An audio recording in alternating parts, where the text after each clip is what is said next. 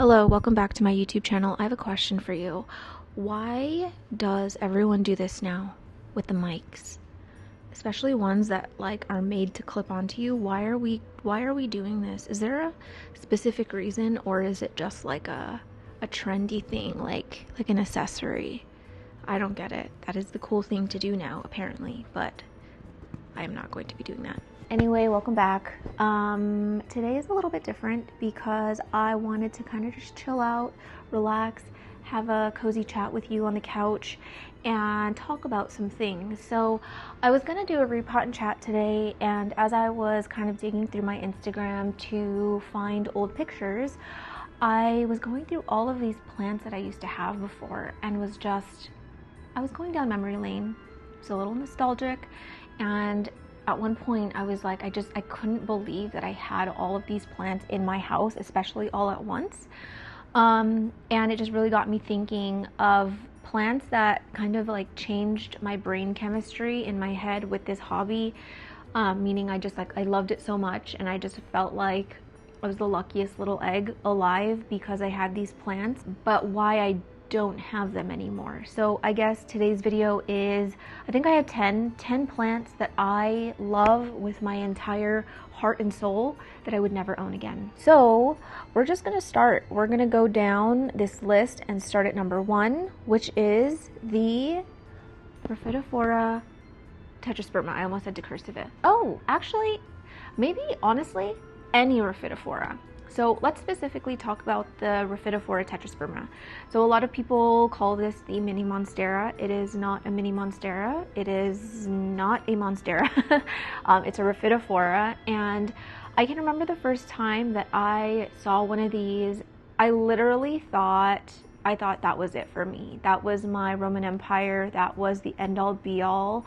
I just thought it was the coolest thing because I love monsteras, like the regular green monsteras. Before I really started importing aeroids, I was just monstera crazy, you guys. Maybe I can find a photo of when I was like at the peak of monstera ownership.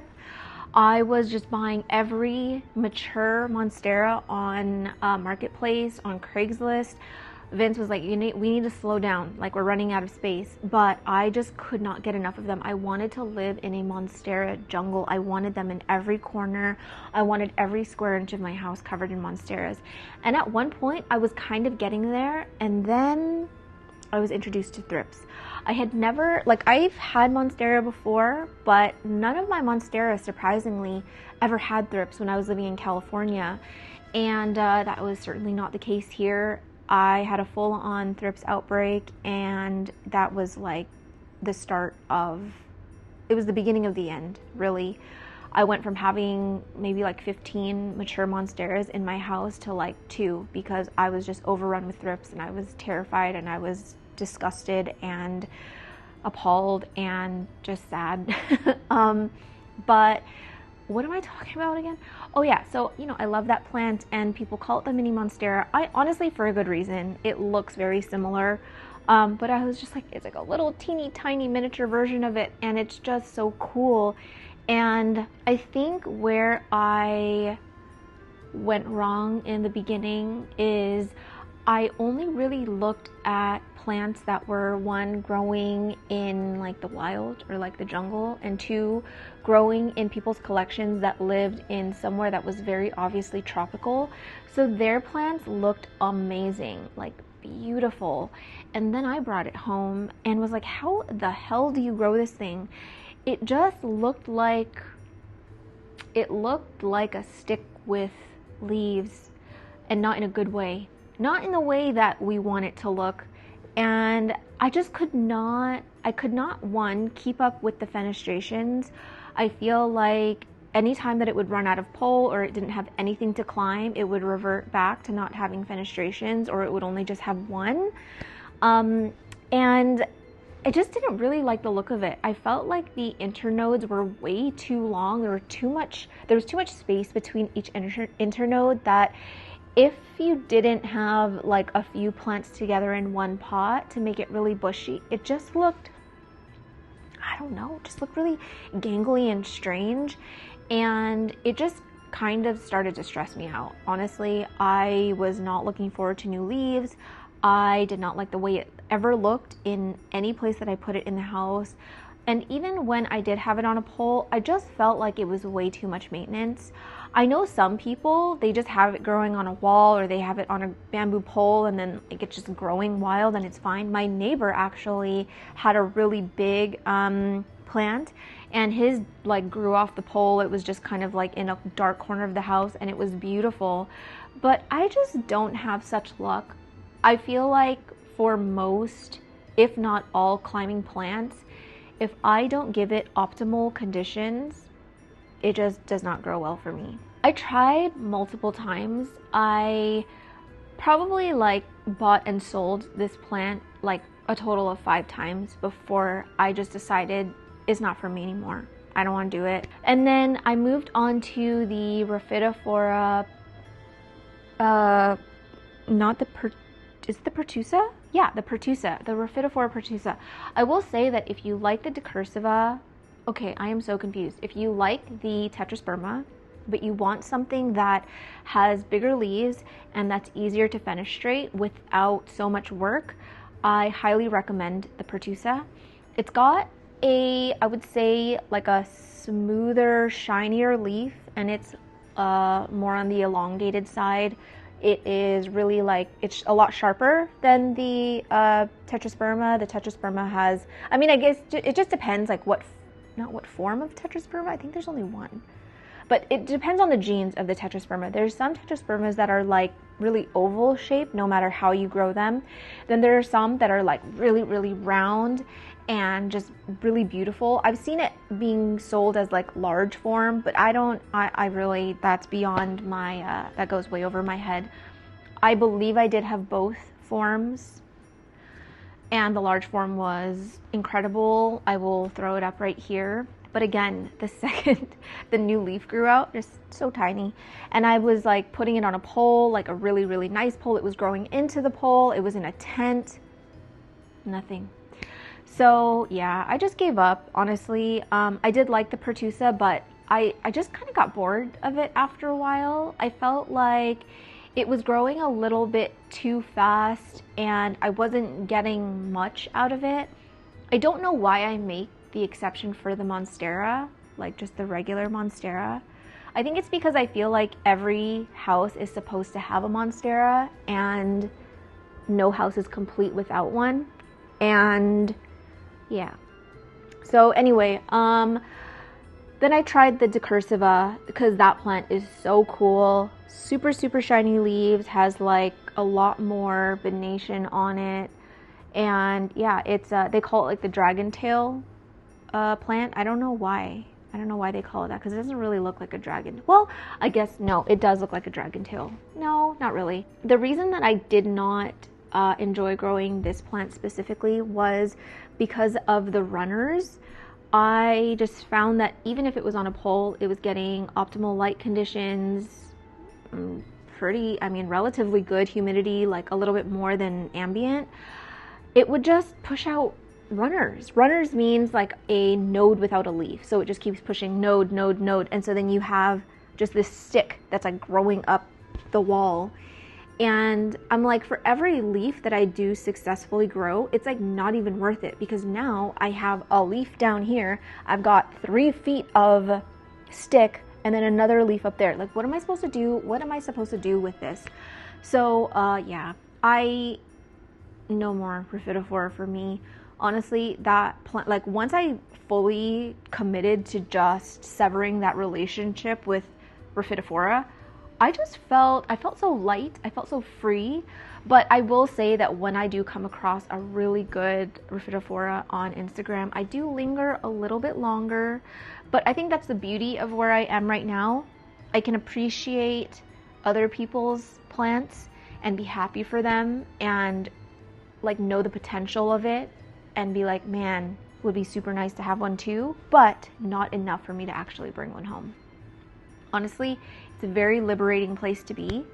I wish everyone got to that point eventually, because it is very freeing. Anyway, that is number 1, basically any and all rhaphidophora. This next one is one of those plants that I fell in love with at the very beginning of my introduction to the world of aroids, I do still really love this plant, and anytime I see a really good specimen out in the wild, meaning out in like a plant store or whatever, there's that urge, the very small urge, that toxic urge to be like, I'm gonna bring one home and I'm gonna make it my the melanochrysum.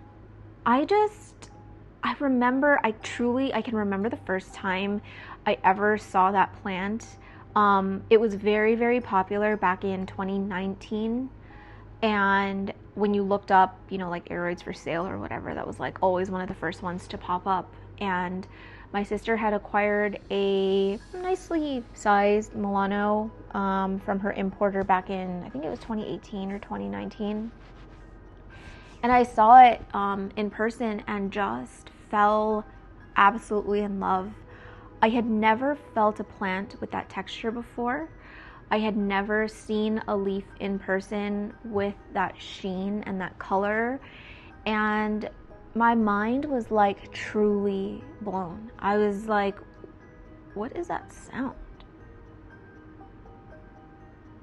I don't think you guys can hear it. It's kind of like a cracking sound. I'm home alone, so there shouldn't be any sounds. A ghost! So yeah, again, one of those plants that changed my brain chemistry, and I can't really explain it. It just felt, it's gonna sound so corny, but it felt surreal. Like, I was just like, how is this a real plant? Because mind you, up until this point, when my sister was the one who got into like rare, whatever, imported aroids before I did. And when she like sort of introduced me to like all these different plants, I was just mind blown, because up until that point I had really only known about the common ones that you see at the store, and I grew up around like rubber trees, ficus, monstera, so like it's nothing new to me, and it was always just like a compliment to my space. I never saw taking care of plants as like an actual hobby. It was just something that I had to take care of so that the rest of my space could look nice. But none of these plants that are in the stores ever resembled anything close to a melanochrysum. And so I just like couldn't even fathom that a leaf could have this texture. I didn't think it could sparkle like that. And I was just like, what? Pudge. And so, yeah, I went down a deep, dark path and hoarded Milanos. And I didn't quickly realize. I realized the hard way that it's actually kind of difficult to grow. I give mad props to people who are growing their Milanos indoors. And I know that there's going to be a lot of people out there that say that the Milano is such an easy plant to care for. It sizes up so fast. It's like very low maintenance, grows great in ambient. But I can personally say that I do feel like I tried everything. I threw everything at it. Anything it wanted, I gave it the world. It was just a toxic relationship. I feel like I maxed out at a certain point and could not get the leaf any bigger than it was. I think the largest leaf that I managed to grow on my own from like a juvenile plant was probably like this big, which is not impressive at all. I don't count the ones that I imported as really big ones. Like, I've owned a Milano that was like maybe this big, but I imported it that big, so anything that came after that I can't really take credit for. But even then, when I would import large ones or buy a large one, the new leaf that would come out of it was like the size of my pinky toenail. So it was just too sad. It was too sad to like really love a plant as much as I loved the Milano. Sorry. Oh, I'm getting old, my back hurts. Yeah, it was just too sad to love a plant as much as I loved the Milano and essentially not really have it love me back. But again, it's not it has to be something that I'm doing, because as you would have seen maybe by now, lots of people grow Melanos indoors in Canada, like no different than what I'm capable of. But somehow they managed to do it. I don't know if it's the fertilizer. I don't know if it's the substrate. I don't know. I do feel like I tried to grow the Melano in every kind of substrate. Drainage, no drainage, outside a tent, inside a tent. Literally threw everything at it and I just couldn't get it over a certain size. And I gave up. That's going to be the running theme for this entire video. These are basically plants that I just gave up on, but I love them very much. I still think that the Melano is one of the most beautiful philodendron out there. And I really like it because it looks super beautiful in all of its forms, from really, really juvenile to super, super large. And I guess people might wonder, like, well, if you like it at every stage, why not just keep it and just grow it to have it in the house? And I don't know, I guess maybe I don't have an answer to that. I think I prefer it large. I prefer the leaves larger, like a lot larger, because the internodes on Melanos tend to be really long. So if your leaves aren't long, you kind of are just looking at more stem than anything. And I don't really like the look of that. And in general, I'm just, I've realized this year, no, I started realizing last year, that I can't maintain climbing plants. In theory, I would love to have climbers in my house. I could do an entire 3-5 hour video on all of the climbers that I would love to have in this house, but it's the maintenance, you know. Even if you like just have it on a stick or something, it's like the space and the time that it takes to maintain it once it outgrows that space, and it's just a lot of work. I think that if I had an outdoor space and I lived somewhere where I could grow aroids outside, I would for sure have a backyard full of philodendron. Trust me, I would. Because honestly, I would just throw them in buckets or like trash cans, those big trash cans, and like just grow them outdoor like a weed, and I wouldn't have to really worry about repotting them that often. And when they got too tall, I would just chop them, and then that would be it. But yeah, it's a lot different when you only have an indoor space and you live somewhere like Canada, where I could only really grow aroids outside in the summer.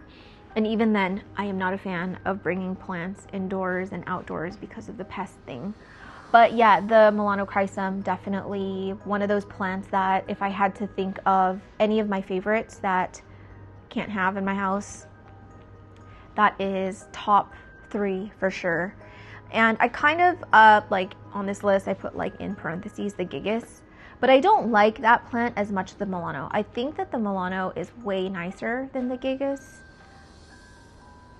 I don't know why. They look so similar, but they're not. The Melano has like nice tall lobes. The gigas has like the Eeyore kind of sad droopiness to it. But I will say that the gigas has a beautiful, beautiful color. So yeah, that's number 2. This next one, I don't want to say that I love it, like love it, like as much as all of the other plants on this list, but I wanted to name it because it pissed me off that much. So the next one is the Philodendron verrucosum. There's all different kinds of verrucosum, and I'm just talking about the verrucosum in general. So backstory with my relationship with the verru, that was actually, funnily enough, I think it was the first philodendron I ever acclimatized. Like, well, I didn't import it, but I was purchased it as a new import. My friend who sells imports here, she's been doing it for years. She allowed me to come to her house and look at all the new stuff that she had brought in from, I think it was Europe or Japan. And I saw the verrucosum in a tent. It It was just in water, and I had never seen that before. I had never seen it before in person. I have seen it online. And I was like, oh my gosh, it's so pretty. I will say the verrucosum has a beautiful leaf color. I do like how you can see a lot of the coloration from the back through the leaf. And yeah, I just thought that it was a really, really beautiful plant. And I asked her like if that was up for grabs. She was like, no, do not. She was like, do not bring this plant home unless you're like, you know exactly what you're doing. She's like, trust me, you don't want to acclimatize this plant. And I was like, how hard could it be? I'll be fine, So she was like, okay, and gave me like a good like import price. And I brought it home. I was sitting in the passenger seat holding my verrucosum like this. I was happy as a clam. And that went poorly. It went very poorly. I attempted to greenhouse my, was it Millsbow? Yeah, my Millsbow tall. It was like the first cabinet I ever owned. I literally put clear trash bags. I lined the entire thing so that it like trapped in all that humidity. It was living in basically like 99% humidity, and it just kept dying. I still had it in water. The cabinet was quite warm and humid, and every day it just would get droopier and yellow, and like some of the tips were crisping. And now that I think about it, it like kind of looked like it had cold damage, which the only thing I could think of is that like I did go there like sort of in the dead of winter, and I walked from her house to my car, but I really wasn't out there for a very long time.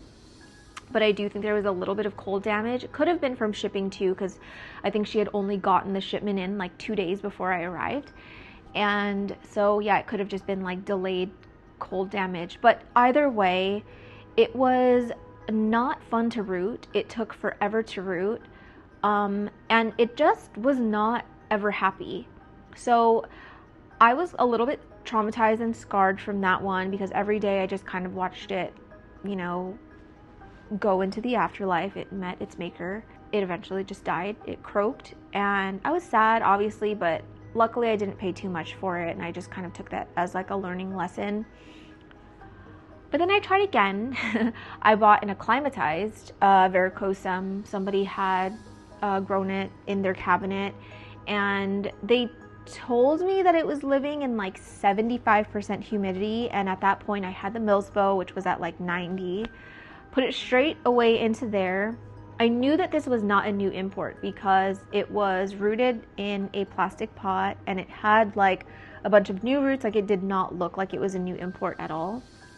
And it was really healthy. Like, honestly, it was healthy for like the first few weeks that I had brought it home, and I was like, oh man, yeah, now we're talking. This is easy peasy. Like, I just don't have to, or I just should not get a new import. But then, yeah, just kind of went downhill after that again, and just never really knew what it wanted. I felt like it was always looking really rough. It was always looking really crispy, really yellow, and I couldn't sort it out. So, yeah, that one either died or I got rid of it. And then I did it again. I think I imported 2 more verrucosums at different points after that, because again, over the last like 6 years, I have just been, almost 7 years, I have been just learning the hard way and not learning from my mistakes the first, second, third, fourth, fifth time. But you just kind of have to go through it. I really enjoyed that plant because of the petiole. I just loved the fuzziness of the petiole, which is why when I discovered the squamiqual, it was like curtains. It was game over for me. I just knew I had to have that plant. I didn't add that to this list, but I think I would have that as like a honorary, maybe 11th plant, because the squamiqual is just like one of the coolest plants ever. Am I thinking of the squamiqual? Squamiqual. That doesn't sound right. No. Nope. I'm thinking of the Philodendron serpens. How come that sounds wrong too? Anyway, I'll throw in a plant. I think I'm gonna throw in Jing's plant. Hers is really nice. I feel like you need to grow this in a tent to grow it well and to grow it nice. I grew mine in a tent and it did not grow well or nice. And I was just like really bad with anything that had that kind of petiole. The squamiqual, I did have a squamiqual, squamiferum, yeah, the serpens, verrucosum, just, yeah.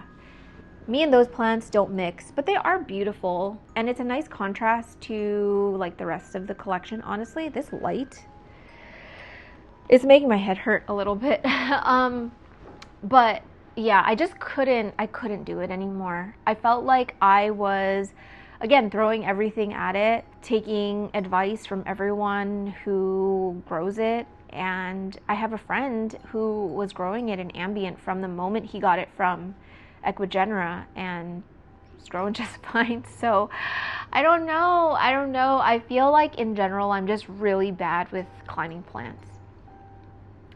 Maybe I'm just bad at plants in general. I feel like maybe the trailing plants is one like that I feel very confident in, and I feel like I have enough skill, actual skill, to like give advice on it. But honestly, everything else, please just take with a grain of salt, because I chalk a lot of it up to luck and chance.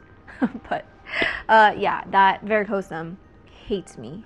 The next one I think we have all been maybe victimized by at some point or another, and that is the Anthurium warocqueanum. And I got my first queen, I believe it was in 2020. It was really rough, did not look very good. And I did eventually kind of grow it well enough that it turned into like a decent looking plant. But even living inside of my, like one of my exos for basically its entire existence, it was truly just a hit or miss with whether I was going to get a nice leaf or not. I felt like this plant specifically loved to rip even before it fully unfurled, even when the leaf was wet, even when it wasn't drying out, even when it was in higher humidity. And I don't know why. I kind of feel that way with some certain kinds of red crystallinum. It seems like the plant would bulge, like red crystallinums sort of bulge, like there's not enough slack on the edges, if you know what I mean. Like there's too much leaf growing, but like the edges have completely hardened, and so it just turns into like a puff ball, and then it like rips. It gets like these stretch marks, and then it rips at the lobes where there's like a lot of pressure on it. That makes no sense. Just don't listen to me anymore. But yeah, there are certain types of Anthurium that I feel are more prone to ripping no matter what kind of condition you gave it. And I do feel that way with the queen. I do also feel like it's very notorious for just going crispy. The tip, starting at the tip, going really crispy. Some people have told me that that is a sign of underwatering, meaning you, like the water that comes up from the roots, it travels through the entire plant, but you have not given it enough water to go to like all the way to the edge of the leaf. They say that if your warocqueanum is not guttating, meaning it's not pushing out water at the edges, that you're not watering it enough. But I don't think that's it. Like logically, that would clock to me, like it makes sense. But based on experience, I feel like that's not super true, because I've grown it with both drainage and no drainage, and the ones in no drainage have like an infinite access to water basically, and I still had that problem. So I don't know. I do think that a majority of the people that I know that grow the queen very well grow it in a warm, non-humid greenhouse. I don't know, take that with a grain of salt. That's just my observation. But I have tried exo growing, greenhouse, like actual tent greenhouse growing, ambient growing. Ambient is just, don't even bother with a queen in ambient. At least not here where I live. Just not good at all. So yeah, I don't know. I felt like for as much work as it was to grow one decent leaf, it just like wasn't worth the stress. And that was like one thing that I really wanted to, I wanted to get to a point with my collection that there was no plant I had that like truly stressed me out. I want it to be fun and easy again. And I don't want to have to keep worrying about, you know, a plant not having enough humidity, a plant pushing out a new leaf, and me like wondering if it's actually going to emerge fine this time. And the queen was one of those. It was like, even when a new leaf came out, I was like, I don't know what's going to happen. Sometimes it just completely dies before it like fully, you know, like comes out, and I don't know what it is that I'm doing that could have caused that. But yeah, no more queens in this house. My friend Jing gave me one, and then I was supposed to give the stump to Erin, and I just didn't see her fast enough, and of course it died. So yeah, I have been victimized by the Anthurium warocqueanum, but no more. Fool me once, shame on you. Fool me twice, shame on you again. Next one, this one's gonna be quick. Any kind of pepperomia. I think that I have owned every kind of pepperomia there is to own. At one point, maybe in 2019, I would have had maybe like 20 pepperomia at once. And I loved them. I thought they were so fun. Like every free chance I got, I would like go to different grocery stores, go to different Home Depots, and like see like the new pepperomias that would be released. If I can remember some of the ones that I was the most excited about, I want to say it was the pepperomia, the watermelon pepperomia. I saw a watermelon pepperomia online first and was like, I sent it to my mom, I sent it to my sister. I was like, oh my gosh, look at this plant. It looks like a watermelon. It's so cute. But of course, all the ones that have like the high, you know, SEO, whatever, on Google, they're like really beautiful and like amazing. And I feel like it's all catfishing. I think that a lot of these really nice pepperomia that you see are heavily pruned. There are maybe multiple plants in one pot. They are pruned and groomed and given the spa treatment right before they get that picture. But it's just like far and few in between that it actually looks that nice. I personally see a lot of pepperomias in YouTube videos, in people's Instagram stories, whatever. And it's just like, yeah, that's what my pepperomias look like at most points in its life. And I just find that they grow like very sickly. Oh, sorry, going back. Very excited about the watermelon pepperomia, the polybotra. Is that the word? It looks like a teardrop. I think I might have a picture of one of my pepperomias that did not look great. I think it was the watermelon pepperomia. And pretty much every pepperomia that I owned after that, before or after that, looked like that. And I know some people can grow it really well. I do follow a few people online that grow pepperomia really nice.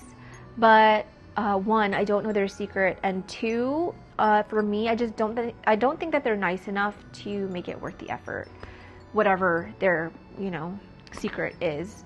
But yeah, some of them are really nice. I think I could probably see myself owning a pepperomia again.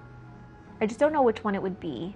But mostly for nostalgia reasons, I feel like the pepperomia kind of brings me back to a place early in the hobby where I was just like super excited to see what was at like the grocery stores. Now it's not so exciting because one, I feel like I've already curated the collection that fits me and my lifestyle, and two, there's nothing really coming out now in grocery stores that I'm just super excited about. I don't know. Maybe it's because I've been in it for a while now that element of like surprise is not as exciting anymore, which kind of sucks. But yeah, it just brings me back to better times. So anyway, yeah, pepperomia definitely on the list. The next one is the huperzia nummulariifolia. I'm probably saying that wrong. Why is this not charging? Yeah, so this huperzia was the first huperzia I ever owned. I actually got this at a local store here, and I have a very, very soft spot for trailing plants. Like, I think if it came down to it, like if I had to choose between only having aroids or Anthurium, whatever, and trailing plants, I would 100% pick trailing plants. That's like, honestly, it's a no-brainer for me. I could not imagine plant ownership without my trailing plants. And so this one was just like, yeah, it was very different. It was super special. The way it felt in my hand was really magical, and just like I always say stroke, but I know that's not, like, that doesn't sound right. The person who worked at the store was like, oh yeah, super easy, just like leave it in this pot, spritz it like once a day and you'll be fine. Oh, that was like a very, very painful death, because the plant was really expensive. It was probably the most I had ever paid for a plant locally at like a regular store. And two, I really, really loved it. I wanted it to work so bad, because after I brought it home, of course, I went down a rabbit hole of, you know, how to care for it, what other people are doing, and that brought, you know, just a rabbit hole of pictures and photos of them, and I just fell more madly in love with it. I do still think it's one of like the nicest plants out there if you can grow it well. And yeah, it was devastating. I didn't have it in a greenhouse. I just had it out on my shelf, but I had it right next to a humidifier that was going all day long, and every day it was just dropping leaves, going brown, until it just became a stick, basically a bundle of sticks. The next time that I tried this again was somewhat recently. Alice and Jing got it for me for my birthday. I did grow that one in a greenhouse, and it succumbed to the same fate, unfortunately, which was really sad, because again, I really love that plant. If there was any plant that I wish that I could bring home again and like would feel confident that I could grow it well, it would for sure be that one. I saw another one recently at a aroid show here that happened a couple months ago now. And yeah, every time I see one, I'm just like googly eyes in love, you know? And I always get that urge. Like I almost bought it again, but I didn't. I resisted. I'm really good now at like being realistic of when I'm about to waste my money. So didn't bring that home. I did own another huperzia as well that I killed, and I'm just not, I don't think it's for me. I do have I think it's the huperzia squarosa. That one's been pretty easy. It's not growing, but it's not dying, and I have heard that's one of the easier ones. So fingers crossed, I get some new growth soon and that it actually grows well for me. I wouldn't say that it's like the nicest huperzia. It would probably honestly be at like the bottom of my list in terms of ranking them. But yeah, maybe if I can grow this one and learn a little bit more about the genus, then I might feel confident enough to bring another huperzia home. But as it stands, specifically with the nummulariifolia, no. This next one is an Anthurium forgetii.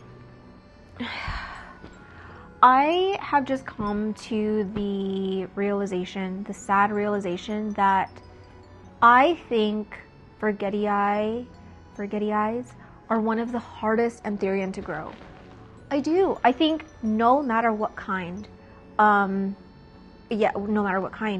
do think that they can be very finicky. They can be very particular about what they want. I think that they weasel their way into your heart, soul, and collection by pushing nice leaves every so often that make you feel like, oh, see, yeah, like it's all fine, it's all good.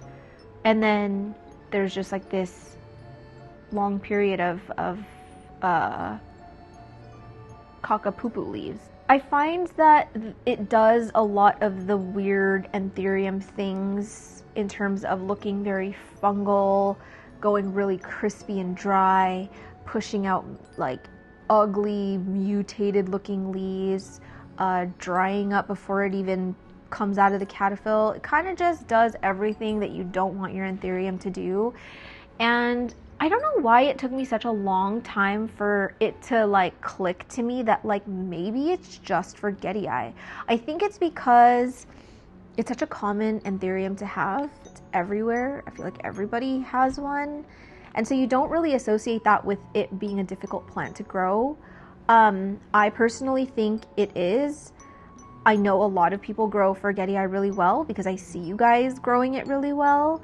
But I do see a lot of people who either struggle with it or, again, they don't grow it well. And it's something that I've just observed. Even people that are not asking for help, they're not asking for advice. If you just like see it in the background of like another post or something, I clock these things. And yeah, I'm like, oh, look, another person who can't grow forgetii. But yeah, I get sad because I do think a lot of forgetii hybrids are really nice, and I really wanted to try and cross something with a forgetii that would have a fused sinus, but I feel like that trait is so hard to get when you're not doing a forgetii cross, and the heartache to like keep it looking nice or somewhat decent, it just isn't worth it. So I feel so terrible. Alice just gave me a beautiful forgetii, dark form forgetii, the one with like no venation. She gave it to me out of her prop box. I told her to sell it. I was like, sell it, get money for it. But she was like, but look, it's so nice. And in my mind, my first thought was, I'm gonna kill it. Like it's gonna meet the same fate that all of my forgetii, meet. And lo and behold, yeah, it just like dried up. Like I never know what it wants. And so this is my official breakup with forgetii. I'm not going to bring any more home. I don't care if someone, wait a second. I have a forgetii. I just realized that. I have the Mind Flayer. If the Mind Flayer dies, then consider that the official breakup. In my mind, I've broken up with forgetii, but that forgetii there, that's just hanging on for dear life. She's not growing great, honestly. Like I'm looking at the Mind Flayers that came from the same seed batch as mine in other people's collection, and they're like 5 times the size. Mine is like a little tiny thing, and I don't believe it's a runt. I just think it's me. So anyway, it's funny that I planned out this video not realizing that I had a forgetii. The next one is one that I haven't really talked about a lot on this channel, or just in general. I don't have a ton of pictures of it online. But it is one of those, it's a ficus, the ficus deltoidea. It was one of those ficuses that I saw and immediately was like, one day I will own you. I don't care what the cost is. I'm gonna own you because it is so freaking cool. Like, now that I've seen it in person, it literally just as cool as the photos. And I loved seeing it in my house. I loved seeing it on any shelf that I had it on. But oh my gosh, was that thing finicky as hell. So I have a ficus alii. I'm just going to quickly throw one up. I have a ficus alii, which I think is a really, really like super cool plant. But a lot of people say that they find it really finicky and hard to grow. But honestly, it's like one of my easiest plants. I never have to think about it. I've never had a single issue with that plant. But I have not had the same luck with the deltoidea and the, what's the variegated one? Ficus, oh man, triangularis variegata. Am I making that up? Ficus triangularis variegata. Did I just pull that out me arse? Yeah, those two plants I find to be so beautiful, but just like kind of like a begonia. If you move it like 2 centimeters to the left, do anything to it, it just freaks out. The deltoidea was one of those for sure.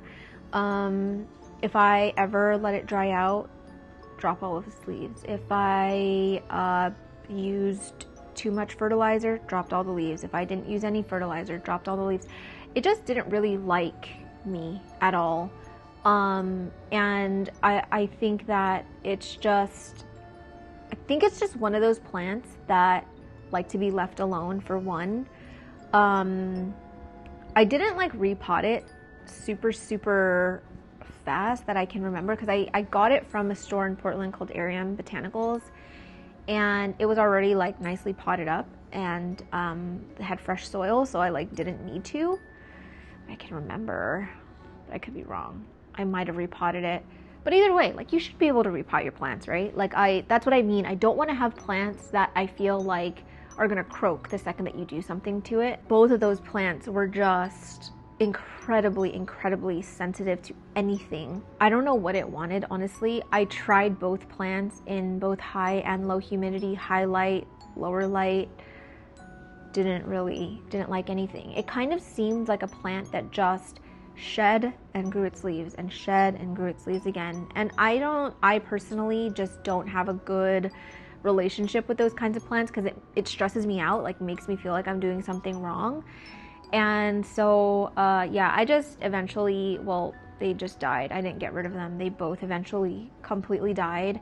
I was very sad about the deltoidea,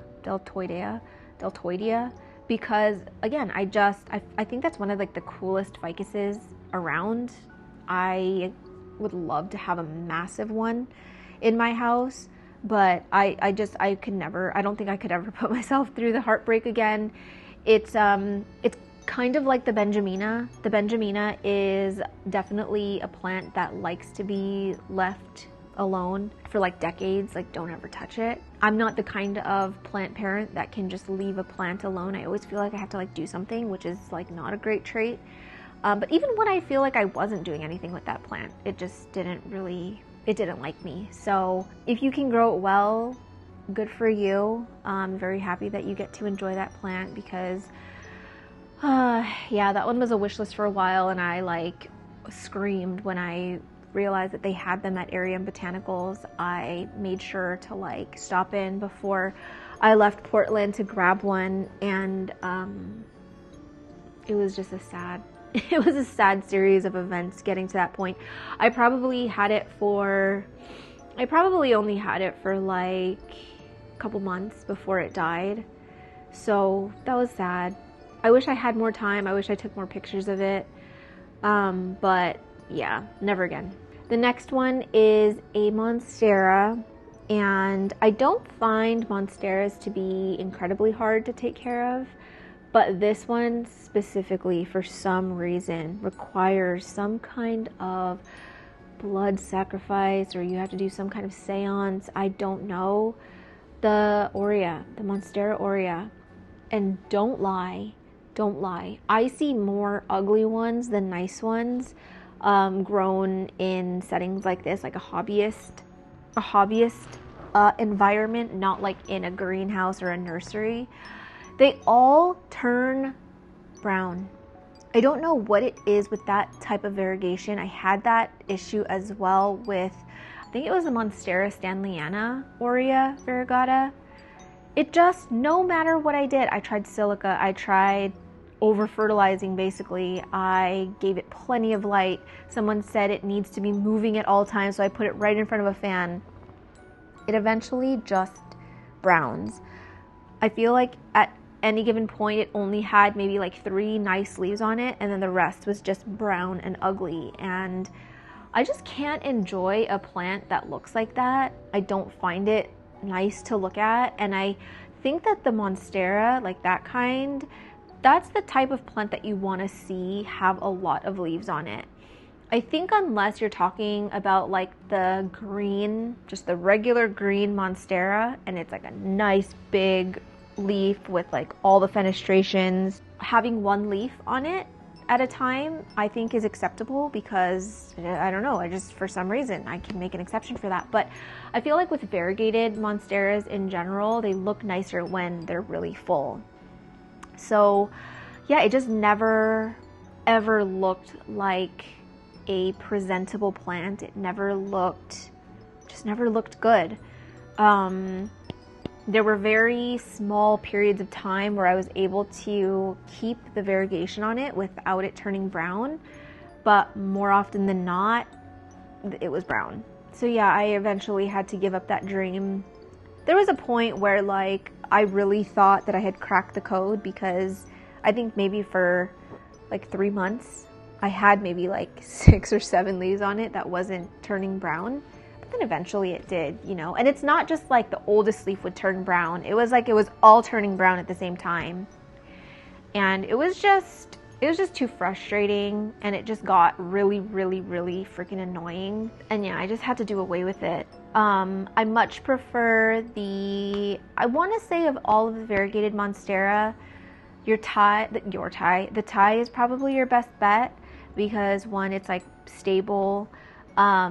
Unless it has really large bits of sectoral variegation, for the most part, you're going to see Thais are like more of like that speckly variegation, and it doesn't brown as much. And even when it does, because of the busyness of the leaf variegation, you can't really tell, can't see it as much.